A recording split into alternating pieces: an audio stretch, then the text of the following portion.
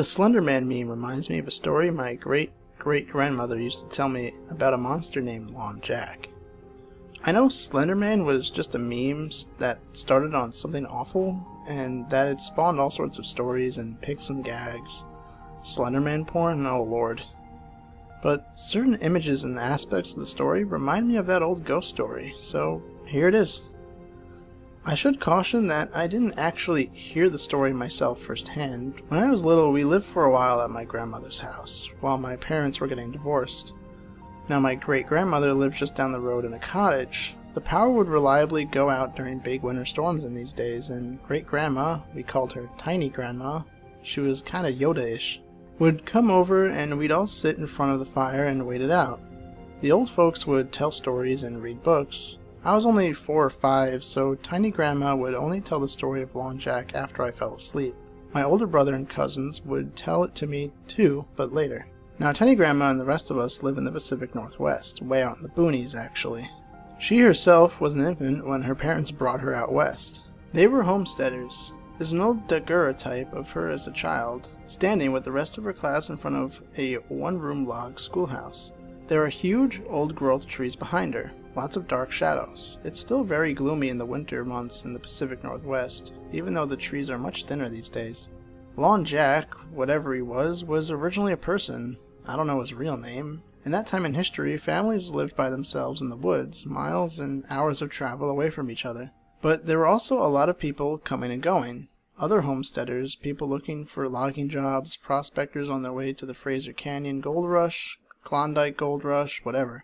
There weren't hotels except for in the bigger cities. When you slept, it was either in your own camp or some courteous homesteader would let you sleep in his house or barn. Maybe violent crime wasn't as big of an issue back then, or maybe people were just more naive, but the guy who would become Lon Jack was a murderer. There had been a great string of murders in the region. Whole families were slaughtered. Sometimes Indians would be blamed. There were even still some isolated Indian wars going on. But it didn't really look like that. It looked like people were inviting somebody in, and he ended up murdering them in their sleep. Obviously, detective work wasn't big back then, and in any case, sometimes it would be weeks or months before they discovered the bodies, and the killer would be long gone. I don't know if this one guy, Lon Jack or whatever his name was, killed all of them, but he did kill at least one family, and he was caught literally red-handed near the town of Bellingham, near where the family is from. They used to lynch people in those days. Usually it was black people. In the Pacific Northwest, where there weren't a lot of black people, it was more often Chinese men or East Indian men. But occasionally they lynched white men, even though they had a proper court system at the time. Still, it was risky to do, and the vigilantes did risk some blowback, especially for lynching white men. So local sheriff John Larrabee took the murderer out of his cell at night and took him out of town with a posse to some cliffs a couple of miles outside the south of the town. They had built a primitive gallows with an extra long rope with the intent to hang him off the cliff, extra high. The hanged man that day was a local eccentric by the name of Dan Harris. They picked him because he was a retired sailor and knew everything there was to know about ropes and knots. And he volunteered for the job because as a sailor he had specifically been a whaler, and had a morbid fascination with flesh and how to disassemble and render it. If the posse had known that, they probably wouldn't have taken him for the job. Dan Harris didn't just put a noose around the condemned man's neck. He put small nooses made of cord around each of his fingers, and at the end of each of these cords was a heavy lead weight. Around each wrist was a length of rope with a heavy stone, and at each ankle was a rope attached to even heavier stones. The posse watched Harris do all this, but they did not know what he was doing, and even Larrabee didn't have the forethought to object. It came time to hang the man, and somebody in the posse finally pushed, probably Larrabee, and the man fell quickly to his doom. The posse expected to hear the sharp crack of a breaking neck. All they heard was the sound of counting, and Harris's low voice. He had tied the noose to strangle, not break. 1, 2, 3, 4. They heard a loud crack, almost like a shot. 7, 8, 9, 10. And then they heard another. It wasn't the man's neck, but his legs dislocating from his hip. 14, 15, 16. They heard more pops and cracks. His shoulders dislocating, then his elbows, then his ankles. 21, 22. 23. Then his fingers dislocated at each knuckle, sounding a bit like popcorn. Choking grunts could still be heard coming from the man, but he was still alive and conscious through all of this. 36, 37, 38. Harris's voice became louder as his audience became more enraptured in the spectacle. When he came to 43, there was the loudest crack of all. The makeshift gibbet broke, and the murderer and all the weights and rope went tumbling down the cliff face, his neck and limbs all twisting and filling in impossible angles. In the darkness they could barely make out his corpse at the bottom.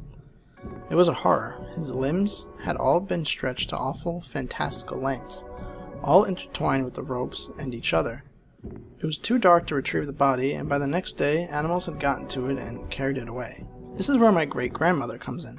They used to tell her that the ghost of Lon Jack haunted those woods, abducting defenseless people if they traveled the woods. And they said he would count as he stalked up behind you. 1, 2, 3, 4. She heard him once as she walked the long distance from the school one fall afternoon. 14, 15, 16. According to the story, you couldn't look back or it'd get you. You had to run as fast as you could, and ran she did. 21, 22, 23. The counting continued. It was like he was whispering, but it was still getting louder, and it seemed he was right behind her. 27, 28. She could hear his footfalls. His pace was much longer than hers, longer than any adult's.